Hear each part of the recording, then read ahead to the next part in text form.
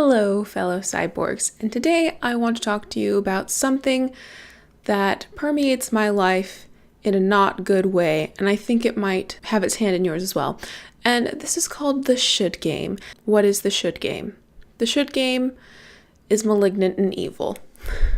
The should game is something nobody needs to play with themselves, and it goes like this. I really should study more. I really should go to the gym. I should definitely eat my vegetables before I eat my dessert. I should wear a suit so people think I'm serious. Okay? Got it? There are these statements that include the word should that do nothing but make us feel inadequate, and it's bad. I don't think there's been a human alive who hasn't played the should game. Today, I'm going to talk with you about book shoulds. So here are some things that may be floating around in the booktube community or booktube viewers that I just want to have a conversation with you about. I should stop buying books. Book bans are really popular, maybe a bit out of necessity with a lot of booktubers. One of the things I think a lot of booktubers expect their audiences to want are book haul videos. And in order to have a book haul video, you need to have a book haul, i.e. you need to go out and buy books that you can show in your haul. I should stop buying books. Yeah, I should probably stop spending my money on a lot of things that I don't need. And if you already have 200 books in your bookcase, it may seem wasteful almost to keep adding books to it. But here's the thing. A lot of booktubers struggle with book bans because they're not fun. They're difficult to complete. It's hard to go cold turkey on anything, and you're limiting yourself in enjoying one of the biggest passions of your life. From what I've seen, book bans don't work. I think that if someone feels or needs to limit how many books they buy a month, then they should limit how many books they buy a month rather than just trying to do 6 months of none. It's a wonderful goal, but probably an unrealistic one. And then, of course, once the book ban is breached, the booktuber feels nothing but guilt. Sometimes, when you're having a bad day, the only thing that can make it better is an overpriced coffee and a stroll through a bookstore in which you may happen upon a new friend in paperback or hardback form. And that's okay. Maybe we should stop making ourselves feel guilty. Another one that plagues booktube is, I should really read this book I've had on my shelves for years. So I saw this on Pinterest the other day, and it's a statement by Louis Busby from the Yellow Lighted Bookshop. And it says, if you read one book a week, starting at the age of 5, and live to be 80, you will have read a grand total of 3,900 books. A little over 0.1% of all the books currently in print. Your time is valuable. Your free time is even more valuable. If there is a book on your shelf that you at one point decided to read, at one point was given it as a gift, at one point was really interested in that obscure death rituals or whatever, but that is no longer, and having that book on your shelf makes you feel guilty for having wasted money or not appreciated a gift, or that you didn't do the independent term paper that for some reason after you got out of college you decided you would want to do. That's not from personal experience or anything. Maybe you should let it go. Maybe giving it a new home with someone who will read it immediately and love it desperately would make you feel better. And that's okay. One of the things that I sometimes feel after watching a round of booktube is, I should really have nicer books. Yeah, there are a lot of very beautiful books that are in the world. I don't tend to buy those. I tend to buy $1 books at thrift stores or 1-cent books plus shipping from Amazon or whatever I can find at the used bookstore. There aren't a lot of bookstores in my area that I can just wander through that I want to support. So I have a lot of books that I bought because I want to read the words, not because they're really pretty to look at. A lot of people have beautiful things, and yeah, maybe you could have some more beautiful things too. But you gotta decide what's most important. And at the end of the day, I remind myself that what's most important are the words and the stories, and not the covers they come under. Here's another one I totally fall into the trap of. You just went to the bookstore, picked up the fourth installment of Series X that you adore and love. You bring it home, you look at it, and then you set it on the shelf, saving it for a rainy day. I should wait to read this until I want a book I can rely on. I'm having a bad day or something. Yeah, I should wait. Or maybe you shouldn't. Maybe in 6 months, that book that you were just drooling over, you know you're going to enjoy it, but the fluttery feelings are gone. It's no longer sparkly and new. And now it's just become another one of those books on the shelf staring at you. How about when fluttery feelings happen, you jump right in and enjoy them? Have we tried this? I don't know. It sounds like a brilliant idea to me. I have at least 12 right next to me that I can pick out that I'm really excited to read.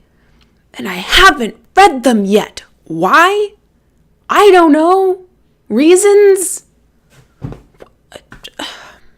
I don't understand. You must be the same. You must have at least 6 books on your shelf that you know you're gonna love it unless something horrible happens and you're really disappointed, but otherwise you're really gonna love this and you're just not reading it. Why are you not reading it? Stop watching me, go read it. Life is too short.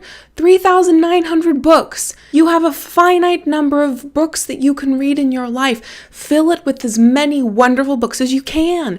Put off reading that book that you should be reading because it'll make you intellectual. No. Go read Harry Potter for the 4th time because it makes you feel nice. Go read what you want to read right now. Go. Here's one that I think is a hot topic. I should like the book more than the movie. Why? You love books.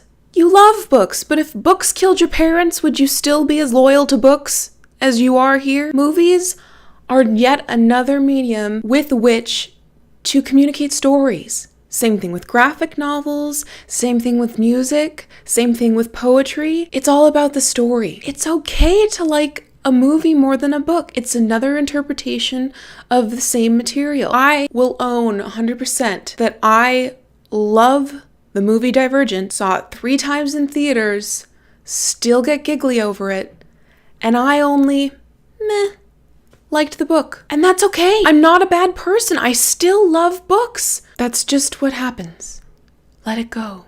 On a similar note, I should read the book before I see the movie. In the US, film critics estimate that 40 to 50% of movies are not original screenplays. 40 to 50%. And let me just do the mental calculations really quick. So a bajillion movies come out a year. And you want to see them all, and you have to read half of a bajillion books before you can see any of them. And this is while you're trying to read the books that are making you feel guilty because they've been on your shelf for years, and the books that you really, really want to read and you're really going to get to them, and then also the books you have to read for one reason or another. No, don't put yourself through that, because we've already established that there is no shame in liking what you like, and if that means preferring a movie over its book, that's okay. We're still people. It's fine. So if it works for you, perfect. Read the book before seeing the movie. But if you have a really busy schedule and that one actor that you adore is in this new movie and you really just didn't get to the book and your friends are going, don't say no because you haven't read the book. Just skip the book. The world will still turn. Life goes on. And have a wonderful time at the movies. Cut yourself some slack. Here's another time-consuming should. The new book is coming out from the series I love. I should reread all of the preceding books. Sometimes yes, sometimes no. If you love those books and you can speed through them and they're some of your favorite to reread, then lovely, that's perfect. But you don't have to. You don't need to. So don't give yourself a should. If that's something you would like to do, then fantastic. Reread books 1 through 3 before 4 comes out, then you're all primed. But I'm going to give you a little hint here. And this is in regards to series like, The Song of Ice and Fire. In cases like this, where you have a lot of books to reread, and they're going to take you a lot of time, Wikipedia the book synopsis. Read the Cliff Notes version of something you really enjoyed. You just need to brush up on the details so you feel that you'll be ready for the next installment. But authors know they're writing a series. They know their readers are intelligent, But they know their readers also don't have photographic memories. Chances are there are going to be hints within the text that will remind you about what thing they're talking about. Chances are you are not going to be completely lost reading this new volume if you've already read the first 4. If you haven't read the first 4 and you're reading just the 5th, these keys and hints may not be enough, but this isn't the case between us. You have already read them. You've seen all of those words with your eyeballs. You know what happened. You just need a refresher. Do the Cliff Notes. They're brilliant. They're brilliant for reminding you. In fact, I'm pretty sure Cliff Notes, that's the point of them, is to remind you of something you've already read, not to read in place of the actual source material, but, human. I should have read all of the books in my high school classes. I didn't. I'm still alive. I still got my degree. It's fine. Off topic. Okay. All right. Do you feel a little bit better? I feel a little bit better, frankly. There are a lot of things in the world to worry over. Poverty, animal abuse, child abuse, gender equality, sexuality equality. Book shouldn't be one of them. We put ourselves through a lot because we don't think we deserve to have it easy and to have all of the happiness that we could bring ourselves. And in this new year, in 2015, humans have been around long enough to stop being miserable, each and every one of us. And that begins with you. It's your job to make yourself happy. It's my job to make myself happy. So let's try it. Let's give it a go. Let's do things that make us happy. I hope you work on it. I know I will too.